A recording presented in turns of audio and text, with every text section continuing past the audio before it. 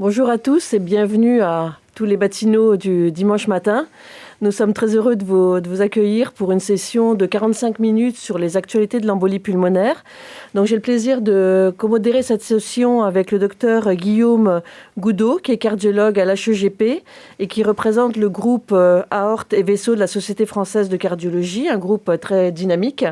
Et donc nous avons autour de nous et aujourd'hui 4 experts sur ce sujet qui revient en plus cette année encore plus d'actualité dans le contexte Covid. Donc c'est une session qui va s'avérer très, très intéressante.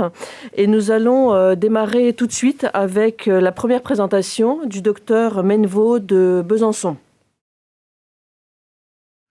Bonjour à tous et merci pour l'invitation à participer à ce symposium dédié à la maladie thrombolytique veineuse et plus particulièrement en ce qui me concerne à l'embolie pulmonaire grave. Voici donc mes conflits d'intérêts. Alors, il existe en effet différents niveaux de gravité des embolies pulmonaires et qui sont définis sur le risque de mortalité précoce à 1 mois. On distingue ainsi les embolies pulmonaires à bas risque, qui représentent 55% de la population des embolies pulmonaires, dont la mortalité à 1 mois est de l'ordre de 1%, des embolies pulmonaires à haut risque, une minorité, puisque ça ne représente que 5% de la population des embolies pulmonaires, mais dont la mortalité à 30 jours est très élevée, supérieure à 25%. Et puis entre ces deux entités cliniques se trouvent les embolies pulmonaires à risque intermédiaire, dont la mortalité à 1 mois oscille entre 4 et 10%. Alors, définir dans ce contexte ce qu'est une embolie pulmonaire grave n'est pas forcément aisé.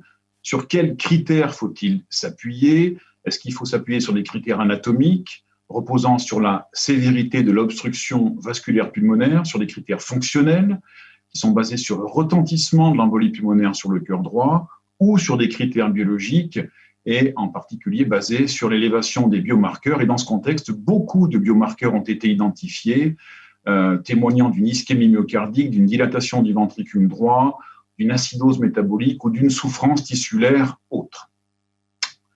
En fait, tous ces éléments sont évidemment étroitement liés et l'élévation des biomarqueurs n'est que la conséquence de l'obstruction vasculaire pulmonaire et de son retentissement sur le cœur droit.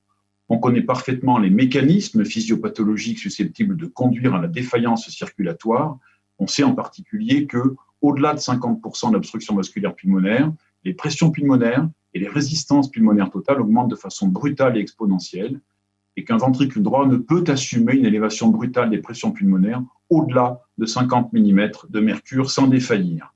La dilatation du ventricule droit secondaire va, elle, générer un aplatissement du septum et une déformation du ventricule droit. Ces mécanismes, ils vont conduire à une baisse du débit cardiaque qui sera responsable d'une baisse de la pression artérielle systolique, et les embolies pulmonaires sévères ou graves, définies par une instabilité hémodynamique avec chute de la pression artérielle systolique en dessous de 90 mm de mercure, sont associées à une mortalité de l'ordre de 50% à 3 mois dans le registre ICOPER et, vous le voyez ici, à un risque de mortalité multiplié par 17 dans les données du registre Rieté. Selon les nouvelles recommandations de la Société européenne de cardiologie, la défaillance circulatoire liée à l'embolie pulmonaire peut se décliner de différentes manières.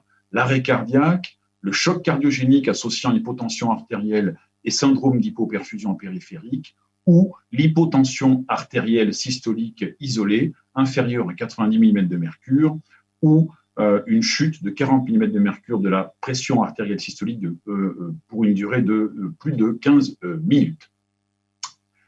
Alors, en dehors de ces formes gravissimes, il faut savoir que certaines comorbidités sont à prendre en considération qui impactent le risque de mortalité précoce, en particulier celles qui sont intégrées au score de PESI, la coexistence d'une pathologie néoplasique évolutive, d'une insuffisance cardiaque ou d'une insuffisance respiratoire ont un impact pronostique bien identifié. Et à titre d'exemple, la présence de ces 3 pathologies sans autres critères cliniques de gravité suffit à classer l'embolie pulmonaire en risque intermédiaire. S'ajoute à cela la présence d'une dilatation du ventricule droit et d'une élévation des biomarqueurs BNP ou troponine témoignant d'un cœur pulmonaire aigu qui sont des facteurs prédictifs d'événements graves à 1 mois, comme a pu le montrer la cohorte PrEP qui a établi qu'effectivement, une élévation de ces biomarqueurs ou une dilatation du ventricule droit était associée à une augmentation du risque de décès, de choc cardiogénique secondaire ou de récidive d'embolie pulmonaire. Cela a été confirmé par l'étude PETO, dans laquelle les patients ayant une dilatation du ventricule droit et une élévation des troponines et qui étaient traités par héparine avaient 5% de risque de présenter au cours des premières 48 heures une dégradation hémodynamique vers le choc cardiogénique. Il faut donc considérer comme embolie pulmonaire grave à la fois les embolies pulmonaires à haut risque, définies par une instabilité hémodynamique, et les embolies pulmonaires à risque intermédiaire élevé, définies par l'association d'une dysfonction ventriculaire droite et d'une élévation des biomarqueurs en l'absence d'instabilité hémodynamique clinique. Cette stratification du risque conduit à une stratégie thérapeutique adaptée. Les EP à risque élevé vont justifier d'une stratégie de reperfusion urgente, un petit peu comme on pourrait le considérer des syndromes coronariens aigus, et les embolies pulmonaires à risque intermédiaire élevé d'une surveillance continue en soins intensifs pour monitorer au mieux les 5% de patients susceptibles de présenter une décompensation hémodynamique. Pour conclure, l'identification de l'embolie pulmonaire grave a un impact pronostic majeur. Elle repose sur différents critères pronostiques défavorables, des paramètres cliniques d'instabilité hémodynamique, des conditions aggravantes ou des comorbidités, la documentation en imagerie d'une dysfonction ventriculaire droite, l'élévation des biomarqueurs de dilatation ventriculaire droit ou d'ischémie myocardique. Cette stratification du risque permet de définir les embolies pulmonaires à haut risque et les embolies pulmonaires à risque intermédiaire élevé comme répondant à la définition des embolies pulmonaires graves et surtout, elle permet de guider au mieux la stratégie thérapeutique. Merci de votre attention. Merci beaucoup, Monsieur Menneveau, pour votre présentation très claire. Alors, je souhaite rappeler aux personnes qui nous regardent qu'ils peuvent poser des questions directement en ligne. On se fera un plaisir de relayer ces questions. Je vais commencer, en l'absence de questions, par une première question sur le fait que cette année, on a été particulièrement en cardiologie affecté par les embolies pulmonaires dans un contexte particulier de Covid-19, avec des embolies pulmonaires qui ont été très fréquentes et dont la gravité est un peu relayée par le fait qu'il y a aussi une gravité respiratoire qui est liée à la Covid-19. Est-ce que, dans l'actualité des embolies pulmonaires, vous pouvez dire un mot sur les embolies pulmonaires graves associées au Covid? Est-ce qu'elles présentent une prise en charge particulière par rapport aux recommandations 2019? Ne présente pas c'est une bonne question, elle ne présente pas de prise en charge particulière. On s'est intéressé au sujet, on a publié il y a quelques mois un article sur la question dans l'European Respiratory Journal sur notre série justement des embolies pulmonaires avec Covid. Majoritairement, il s'agit d'embolies pulmonaires, on va dire anatomiquement distales, lobaires, bilatérales, mais qui effectivement surviennent dans un contexte de gravité respiratoire extrêmement important qui justement constitue un facteur aggravant majeur du tableau de cette embolie pulmonaire. En d'autres termes, on n'a pas affaire stricto sensu à une embolie pulmonaire à haut risque avec instabilité hémodynamique, mais on est tout à fait dans le contexte de l'embolie pulmonaire à risque intermédiaire élevé, dans bien des cas, c'est-à-dire qu'on n'a pas une obstruction anatomique majeure, mais on a des comorbidités qui font que le fait de développer des embolies pulmonaires, fussent-elles périphériques et bilatérales, va impacter le pronostic déjà précaire d'un patient au plan respiratoire. Pour ce qui est de la prise en charge médicamenteuse, elle est exactement la même que celle des embolies pulmonaires à risque intermédiaire dans la majorité des cas. Toute la stratégie résidant aujourd'hui à être en mesure d'identifier les formes justifiant d'une prévention de la maladie thromboembolique veineuse la plus précoce possible pour éviter cette complication associée à un retentissement mortalité important chez ces patients Covid. On a peut-être une petite question du chat. Il y a deux questions sur le BNP. Est-ce qu'il y a un seuil et est-ce que la valeur du BNP prédomine sur la valeur de la troponine ? Il y a un seuil. Alors, le seuil a fait l'objet de discussions, en particulier dans les dernières recommandations. Il y a un seuil qui s'élève en général à 500. Mais par exemple, dans l'étude PrEP que j'ai citée dans ma présentation, le seuil était à 250. Alors, pour trancher, eh bien, les recommandations ont établi ce seuil à 500. Est-ce que le BNP est plus pertinent que la troponine ? Non, on peut pas. On n'a pas d'études qui nous permettent formellement d'établir que l'un de ces biomarqueurs est plus pronostique que l'autre. Ce que l'on peut dire, c'est que la troponine a plus fréquemment été utilisée dans des études cliniques et donc à ce titre validée. Dans PETO en particulier, c'est la troponine qui a été utilisée et non pas le dosage de BNP. Donc, ce que les recommandations européennes précisent, c'est que dans la stratification du risque, on se base en première intention sur la troponine, qui est un marqueur de souffrance myocardique. Lorsqu'elle est associée à la dysfonction ventriculaire droite en imagerie, eh bien, on a deux éléments qui permettent de déterminer un niveau de risque élevé dans l'embolie pulmonaire. Le BNP, finalement, n'est que le retentissement de cette dysfonction ventriculaire droite censée être préalablement identifiée sur l'imagerie, c'est-à-dire l'écho transthoracique et le scanner thoracique. Merci beaucoup pour cette réponse. On va enchaîner avec le deuxième orateur, qui est professeur Emmerich, qui est président du groupe Aorte Vaisseau, la Société française de cardiologie, et qui va nous présenter l'actualité sur le bilan de thrombophilie après une embolie pulmonaire. Bonjour à tous. Donc, nous allons parler aujourd'hui du bilan de thrombophilie dans le cadre du bilan d'une maladie thromboembolique veineuse. Je n'ai aucun conflit d'intérêt concernant cette présentation. Alors, quand on regarde les facteurs de risque clinique de maladie thromboembolique veineuse que vous connaissez bien et qui sont illustrés sur cette plaque, vous voyez que dans environ 50% des cas d'embolie pulmonaire, on ne retrouve pas de cause associée. Et c'est dans ce contexte que la recherche d'autres facteurs de risque, notamment de facteurs de risque génétiques ou de thrombophilie acquise, est importante pour essayer de déterminer les facteurs associés à ces thromboses dites idiopathiques. Alors, la définition de la thrombophilie, c'est un état d'hypercoagulabilité constitutionnelle ou acquis, associé à l'hyperactivité de la coagulation et ou au développement de thromboses veineuses. Alors, initialement, on avait des facteurs comme les déficits en antithrombine, protéine C, protéine S, jusqu'en 1984, qui étaient rarement associés à la thrombose veineuse profonde ou l'embolie pulmonaire, mais avec un odds ratio important pour la survenue de la thrombose veineuse. Et plus tard, sont survenus des facteurs génétiques plus fréquents, avec un odds ratio plus faiblement associé à la maladie. Et quand on regarde ces anomalies responsables de thrombophilie, en plus des facteurs de risque clinique, vous voyez que finalement, on n'a plus que 20 à 30% d'embolies pulmonaires qui restent totalement inexpliquées, sans un facteur de risque clinique ou biologique de thrombose. Alors, pour les déficits en antithrombine, protéine C, protéine S, vous voyez qu'on retrouve ça fortement associé à la thrombose veineuse, mais avec une prévalence faible, moins de 5-6% des patients avec phlébite ou embolie pulmonaire ont un déficit en antithrombine, protéine C, protéine S.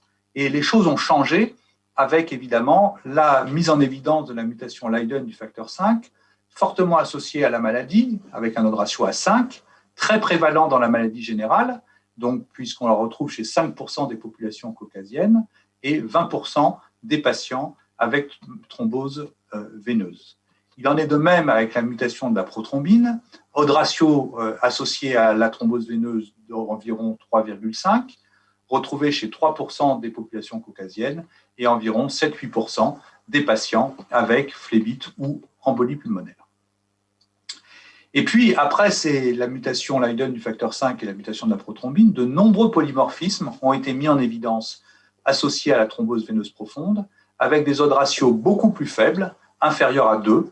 Et il était intéressant de se poser la question de savoir si l'association de ces polymorphismes pouvait permettre de déterminer le risque de thrombose. Ça a été fait dans ce travail et vous voyez que de nombreux patients ou dans la population générale, de nombreuses personnes ont entre 2 à 5 allèles associés à la thrombose, qui peut entraîner progressivement une augmentation du risque de thrombose. Et ces auteurs se sont intéressés de savoir si, Par rapport à des critères cliniques de prédiction de thrombose, la ligne en pointillé, l'association, la ligne grise en bas, qui était la prédiction liée au polymorphisme génétique, pouvait permettre, en associant les deux, d'augmenter le risque de prédiction de thrombose veineuse chez un patient donné. C'est la ligne en noir. Donc, vous voyez que les prédictions génétiques, en prenant en compte tous ces polymorphismes, augmentent un peu la prédiction, mais finalement pas de façon considérable par rapport à la seule prédiction clinique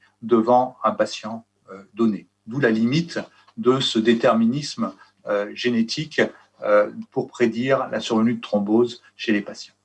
Alors, quand on doit rechercher une thrombophilie, il faut faire un bilan qui est un bilan qui doit prendre en compte l'ensemble de ces facteurs, principalement antithrombine, protéine C, protéine S, facteur 5 Leiden, recherche de mutation de la prothrombine, et puis surtout recherche d'un syndrome des antiphospholipides ou d'une hyperhomocystéinémie.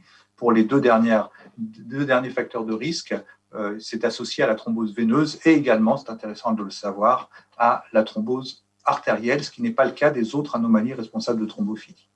Par contre, la plupart de ces anomalies responsables de thrombophilie, pour la mutation notamment Leiden du facteur 5 et de la prothrombine, les plus fréquentes, ne sont pas associées ou très faiblement associées au risque de récidive, et c'est principalement le caractère idiopathique de la thrombose qui est associé à un risque de récidive élevé, et ça vous le savez, une thrombose ou une embolie pulmonaire sans aucun facteur de risque a 20% de chances de récidiver à 2 ans.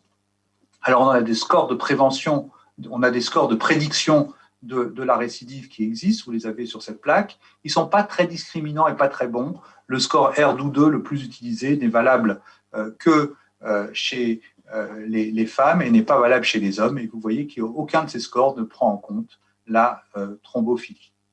Et donc, à l'heure actuelle, les recommandations pour la recherche de thrombophilie, c'est que après 60 ans, il est recommandé de ne pas rechercher de facteurs biologiques de risque de thrombose. La détermination du caractère provoqué ou non d'une maladie thromboembolique veineuse est une démarche fondamentale pour l'appréciation du risque de récidive, comme je vous l'ai dit, thrombose idiopathique, risque de récidive élevé. Et on recherchera une thrombophilie en cas de premier épisode de thrombose veineuse proximale et ou d'embolie pulmonaire, survenant avant 50-60 ans, surtout en cas de maladie thromboembolique veineuse non provoquée, et en cas de maladie thromboembolique veineuse survenant pour des facteurs cliniques majeurs, en l'absence d'anomalies familiales, c'est-à-dire d'antécédents familiaux, il n'est pas recommandé de faire une recherche de facteurs biologiques de risque de thrombose.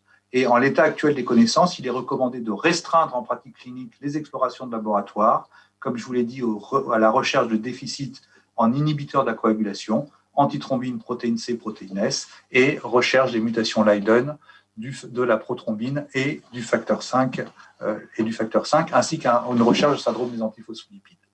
Pour terminer, il faut donc sélectionner de façon soigneuse les indications d'un bilan de thrombophilie. Dans la majorité des cas, le bilan de thrombophilie ne changera pas votre décision thérapeutique et ne sera pas associé, pour les facteurs de risque génétique de thrombose les plus fréquents, à un risque de récidive. Je vous remercie de votre attention. Merci beaucoup Joseph Emmerich pour ce rappel sur le bilan de thrombophilie. Je vais poser la première question sur le fait qu'il y a une petite discordance entre le bilan de thrombophilie que vous proposez qui inclut l'hyperhomocystéinémie et puis les recommandations qui l'ont exclu, en plus qui l'ont exclu par rapport au SAPL et aux anomalies antithrombine, protéine C, protéine S. Est-ce que vous conseillez de le faire ou est-ce que c'est après un premier bilan de thrombophilie qui est négatif ? Oui, tout à fait. Les recommandations indiquent qu'il faut rechercher un déficit en inhibiteur de la coagulation, la mutation Leiden du facteur 5 et de la prothrombine et un syndrome des antiphospholipides.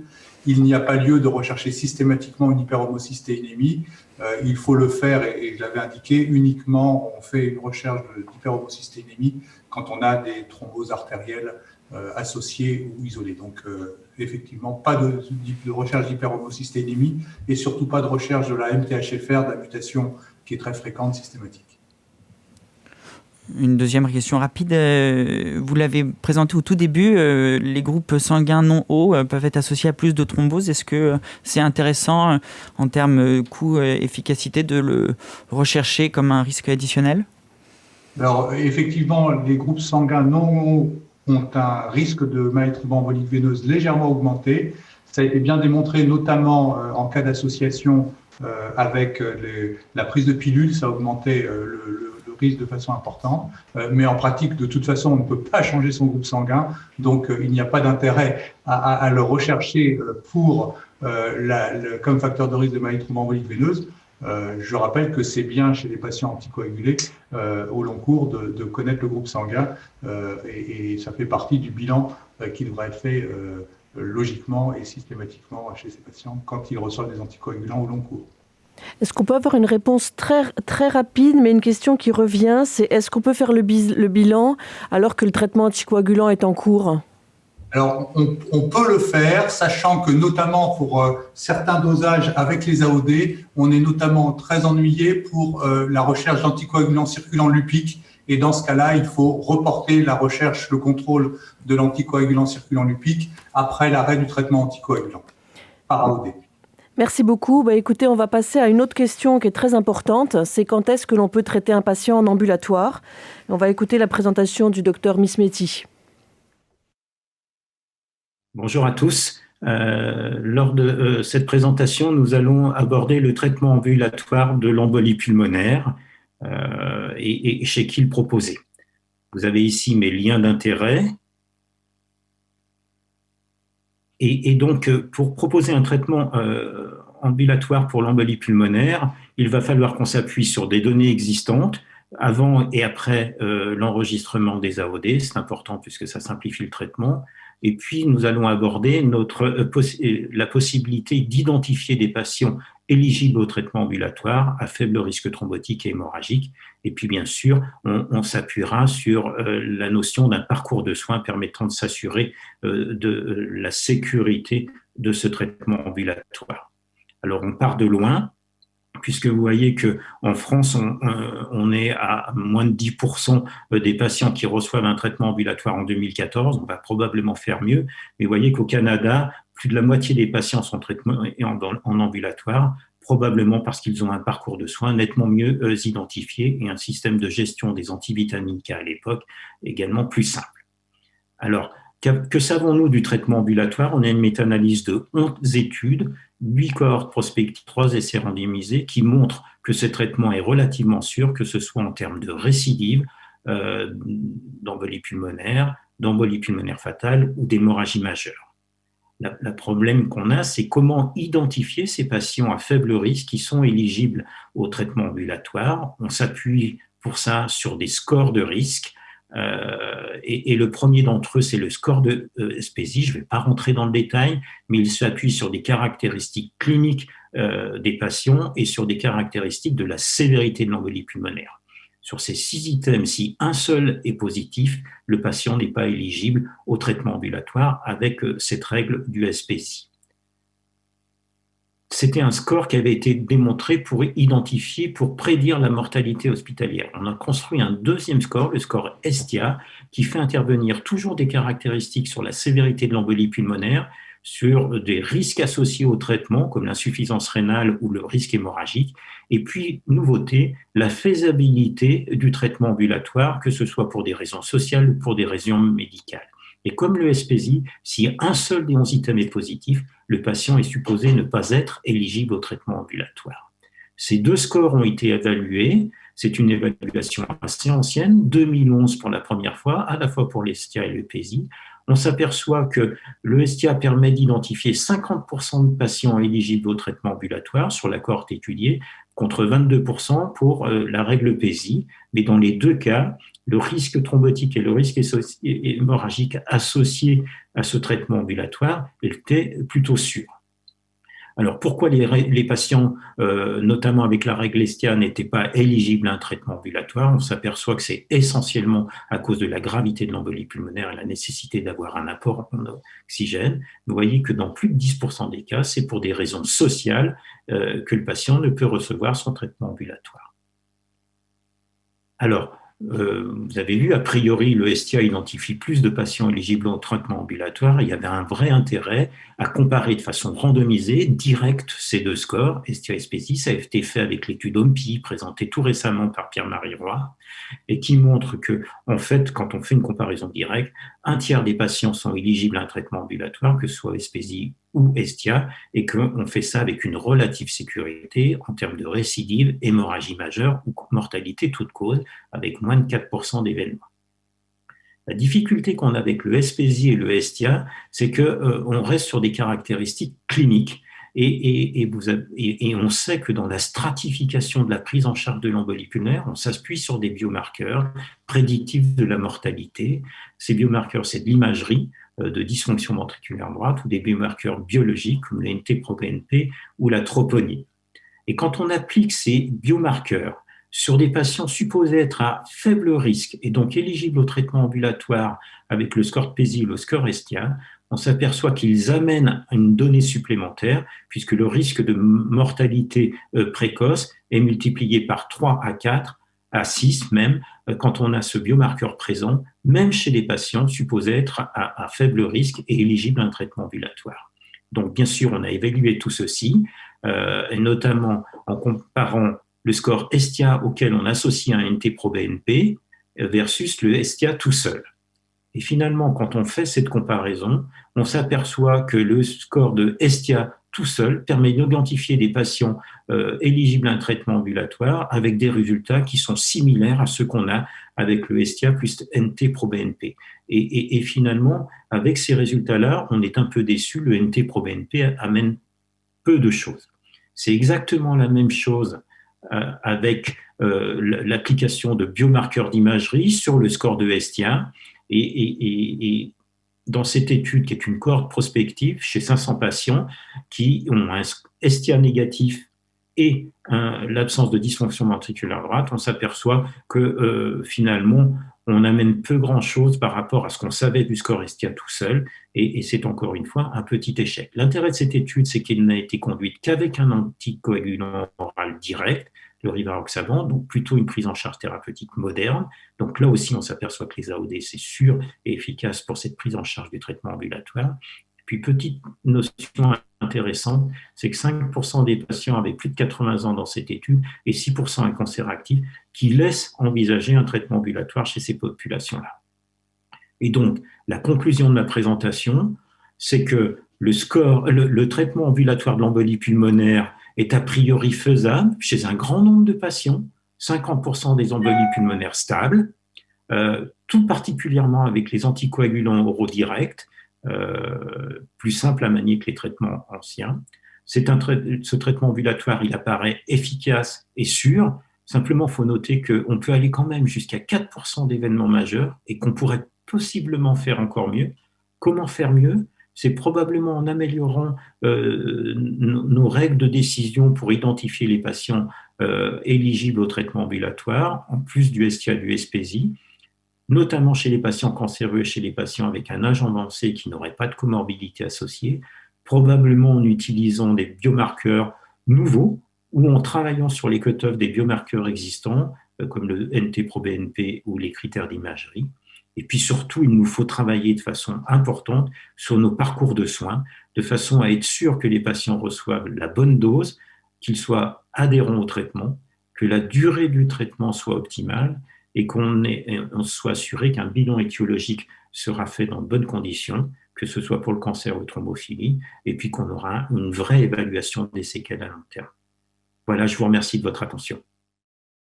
Merci beaucoup, Patrick Mismetti.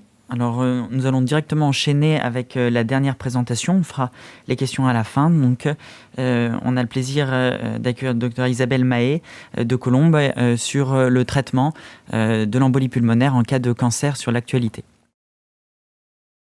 Bienvenue à tous sur cette présentation portant sur l'actualité de l'embolie pulmonaire et plus particulièrement l'actualité chez les patients atteints de cancer et de maladies veineuses thromboemboliques. Avant toute chose, je voudrais avoir une pensée toute particulière pour Guy Meyer, qui intervenait il y a tout juste un an sur ce même sujet.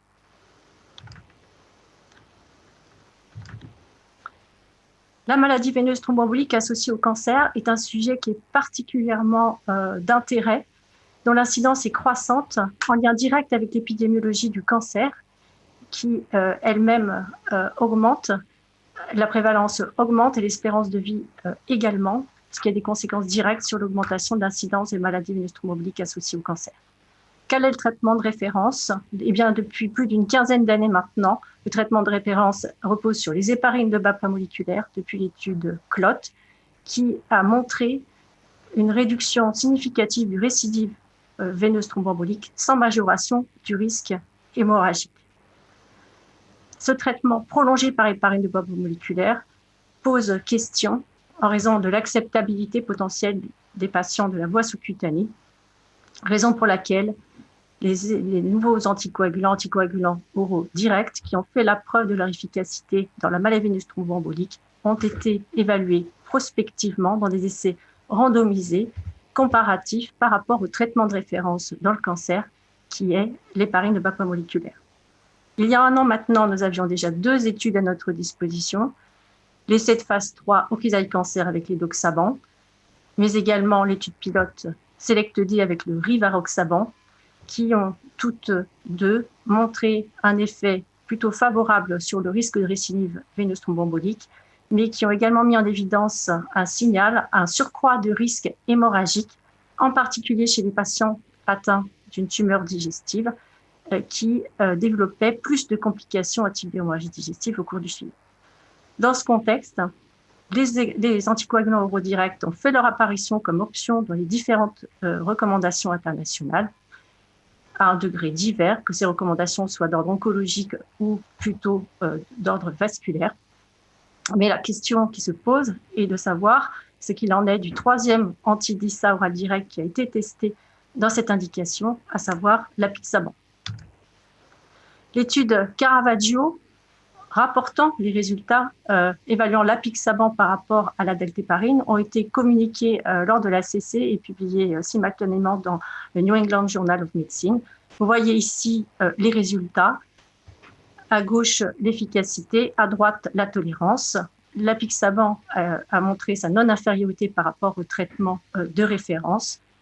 Et les résultats en termes hémorragiques étaient bien entendu extrêmement attendus. Il n'y a eu aucune différence de saignement, notamment majeur, et en particulier au niveau digestif entre l'apixaban et daltéparine.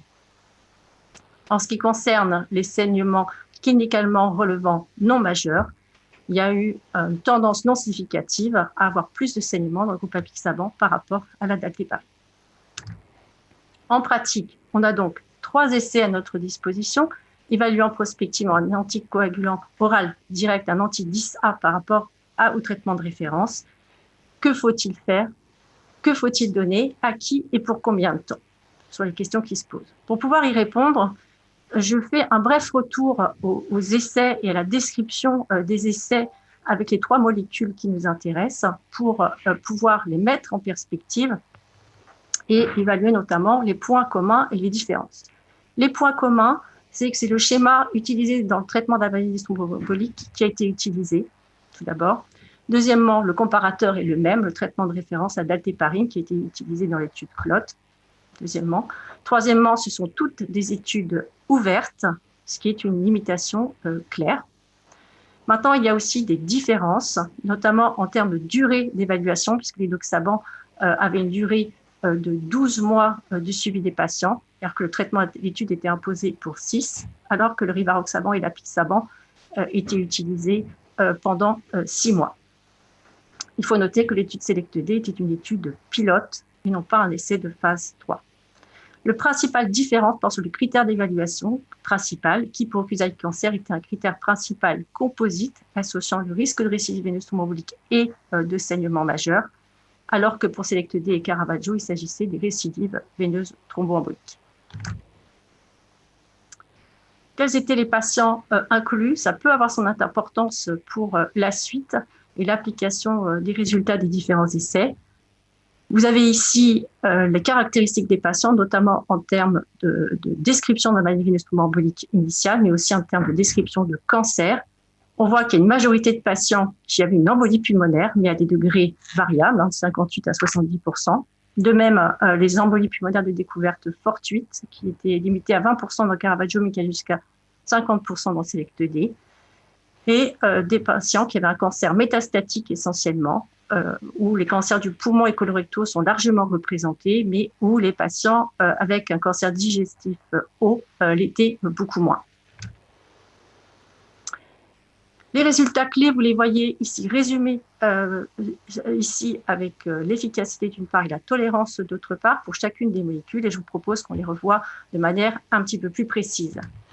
L'efficacité, vous voyez ici les 3 études, à gauche l'AOD, à droite les parines de bois moléculaires, ça saute aux yeux, l'effet est au moins aussi bon, donc la non-infériorité est atteinte, donc on est rassuré, l'AOD fait à peu près aussi bien non inférieur au traitement de référence que les traitements par héparine de bois moléculaire, quelle que soit la molécule utilisée. En ce qui concerne la tolérance, vous avez ici représenté le risque d'hémorragie majeure. On voit que le signal dont je parlais tout à l'heure pour l'édoxaban et le rivaroxaban, un petit peu plus élevé en termes de risque d'hémorragie majeure par rapport au contrôle, alors que pour l'apixaban, il n'y a pas eu de différence entre les groupes. Ces recommandations, elles ont été mises à jour, les recommandations françaises que je vous livre là, qui tiennent compte à la fois des caractéristiques du patient, et notamment de son cancer, mais aussi de la maladie veineuse thromboembolique. Nous recommandons de traiter les patients ayant l'événement veineux thromboembolique dans un contexte de cancer actif pendant au moins les 6 premiers mois suivant le diagnostic de thrombose. Et comme traitement, il est recommandé une héparine de bois moléculaire sans relais par AVK, grade 1+. Il est recommandé un traitement par apixaban, grade 1+. Et en alternative, en l'absence de cancer digestif ou urogénital, il est suggéré d'utiliser un traitement par edoxaban ou rivaroxaban. L'insuffisance rénale sévère constitue une contre-indication au traitement par AOD dès lors que la clairance sera inférieure à 15 ou 30 selon les molécules. Et dans cette situation, on propose de prioritairement recours aux héparines de bois moléculaires plutôt qu'aux AVK. En conclusion, la connaissance du traitement de la maladie veineuse thromboembolique associée au cancer est en amélioration. On augmente nos connaissances, en particulier sur le maniement des anticoagulants oraux directs. La prise en charge s'oriente vers une personnalisation de la prise en charge thérapeutique, tenant compte non seulement des caractéristiques liées au cancer, mais également aux patients. Il reste un point d'interrogation sur les traitements du cancer et les potentielles interactions avec les anticoagulants oraux directs qui méritent des études futures pour les explorer davantage. Et un autre champ d'exploration repose sur le traitement prolongé de la maladie veineuse thromboembolique associée au cancer, qui fait l'objet d'un essai dédié, qui est l'étude APICAT, qui est actuellement en cours, comparant une dose pleine d'apixaban par rapport à une dose réduite. Merci beaucoup, Dr Mahé. Effectivement, c'est la plus grande actualité sur l'utilisation désormais des AOD en cas de maladie thromboembolique veineuse et cancer. Ma première question concerne la toute fin de votre présentation. Effectivement, on a peu d'études au-delà d'un traitement de 6 à 12 mois par AOD, comme ça a été fait dans les principales études que vous avez présentées. Actuellement, qu'est-ce que vous proposeriez en cas de cancer après un premier traitement par AOD de 6 mois ? Effectivement, la question du traitement prolongé est une vraie question, qui est une nouvelle question, puisque jusqu'à présent, elle ne se posait pas. La survenue d'un événement veineux thromboembolique chez un patient qui a un cancer est d'extrêmement mauvais pronostic. Et jusqu'à il y a quelques années, malheureusement, la plupart des patients étaient décédés à 6 mois. Maintenant, compte tenu des progrès des traitements anticancéreux d'une part, mais aussi de la prise en charge de la maladie veineuse thromboembolique au cours des 6 premiers mois, on a de plus en plus de patients encore vivants à 6 mois, chez qui la question se pose. Vous l'avez rappelé, pas d'essais thérapeutiques à disposition. Il y en a eu, il y a eu des tentatives, notamment l'étude Longeva qui se donnait comme objectif de comparer les AVK aux HBPM. Mais aujourd'hui, seulement des cohortes C'est la raison pour laquelle, et ce chapitre fait partie d'ailleurs des recommandations françaises qui sont acceptées pour publication, la version actualisée. En fait, il faut être extrêmement pragmatique. Il faut collaborer avec les cancérologues et il faut avant tout évaluer l'activité du cancer à 6 mois.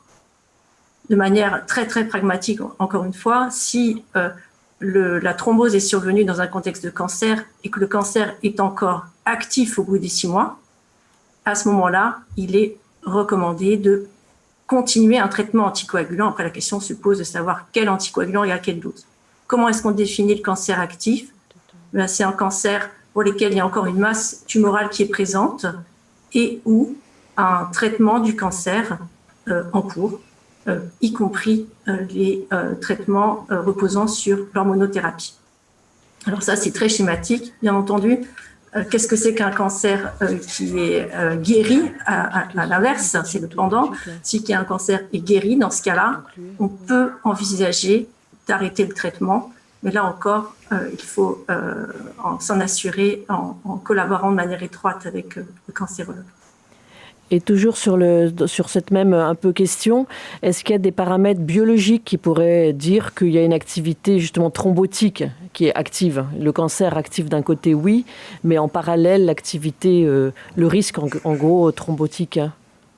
Aujourd'hui, la réponse est non. On n'a aucun paramètre biologique à notre disposition permettant, si j'ai bien compris votre question, d'identifier un risque thromboembolique encore persistant à 6 mois sous traitement. La réponse est clairement non.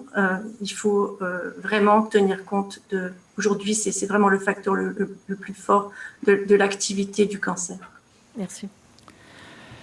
Merci beaucoup. Et bien, pour rester dans les temps, je vais conclure. Donc, merci à tous les orateurs pour cette actualité sur l'embolie pulmonaire, à la fois dans la délimitation des embolies pulmonaires les plus à risque, la décision du retour à domicile, et puis le bilan donc de maladie thromboembolique veineuse, de thrombophilie, et enfin surtout l'apparition des AOD désormais dans les embolies pulmonaires avec cancer. Je remercie beaucoup professeur Etchaninov pour cette comodération et puis pour l'organisation des JESFC en tant que secrétaire scientifique. Merci beaucoup et on vous souhaite une bonne journée.